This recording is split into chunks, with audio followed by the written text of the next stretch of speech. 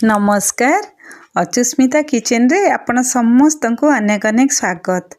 आज मु आपण मानक सहित शेयर करी महाशिवरात्रि उपलक्षे मुग सीजा जहाँकि खायापाई जी टेस्टी देहपाई से हेल्दी एक बनईकि आपण यही शिवरात्रि हो जेकोसी ओषा बार व्रत खाईपारे। भिडटी को प्रथम शेष पर्यंत देखंतु। आशा करुछि आज रेसिपी आपण समस्त को पसंद आसिबो।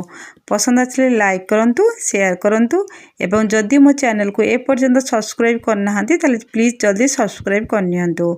चलंतु ताले स्टार्ट करिबा आज रेसिपी।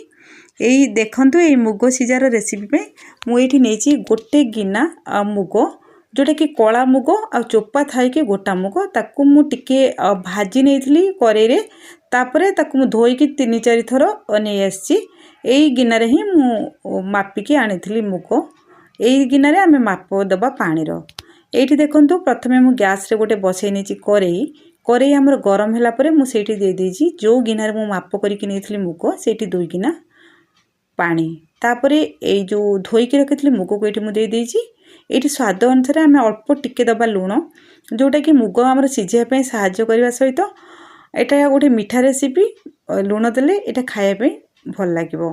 ये देखो गैस को लो टू मीडियम रे रखिकी 20 मिनिट ताकू सीझे नहीं 20 मिनिट पर मुझे आपन को घोड़ा कलिके देखुची। देखो आमर मुग सीझी जाइए मात्र गोटे गोटे आमर जोटा टिके अधिका भाजी हो जाए से गुड़िक सीझिनी से आम आउ ताकू 5 ରୁ 10 मिनिट सीझे नवा। ये देखूँ मु 5 मिनिट पर आपन को देखौची आमर देखो मुग आमर बहुत बढ़िया भाव में सीझी गलानी। आमर एमती ही टिके टिके पानी अच्छी जोटा कि आमको यहाँ जिते ठंडा हो सेटा ठीक हो आमको आ बेसी पानी को मारिबार नाही। एबे देखंतु आमर मुग सीझा प्रस्तुत हो जाइए। एबे आमे गैस को बंद कर दबा एवं ताको ठंडा होबे किछि समय पर्यंत छाड़ दबा। एबे देखंतु मु गैस को बंद कर देली।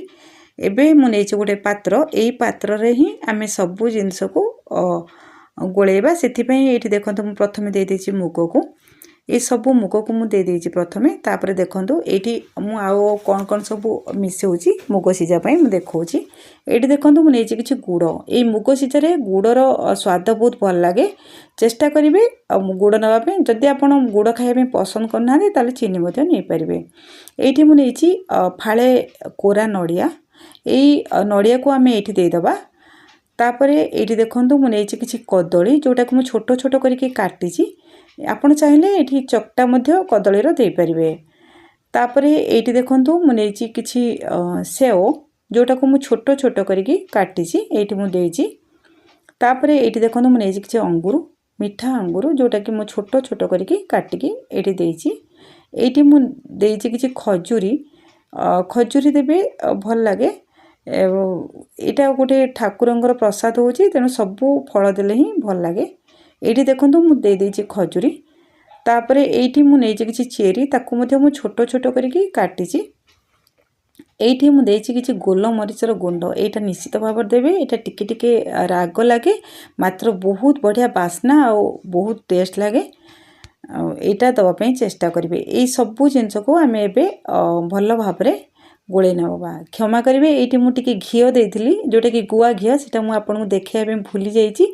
गुआ घियो टिके नेबे सेटा बहुत भल लागे ए मुग सीझा रे। देखंतु तापरे आमे ए सबु जिंस को भल भाव रे गोळे नबा। जेहेतु आमे गुड़ नै चंती गुड़टा टिके मेल्ट होवा पे समय लागिवो।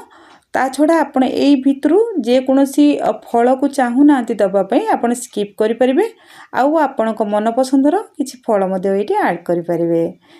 तापरे जेहेतु मु एठी शिवरात्रि पे बनौछि एठी देखंतु मु दे देछि गोटे बेल पत्र सजेया पे। देखंतु केते बढ़िया हमर दिसुछि मुग सीझा।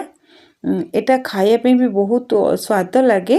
आपण जे कोनोसी ओषा बार व्रत रे हो बा आज महाशिवरात्रि आपण एक निश्चित भाव में बनातु एवं केमती लागला खाइकी आपण को मतामत मो सहित शेयर करिवे। आज पई रहिली पुणी आसीबी आउ एक रेसिपी नै। जय जगन्नाथ।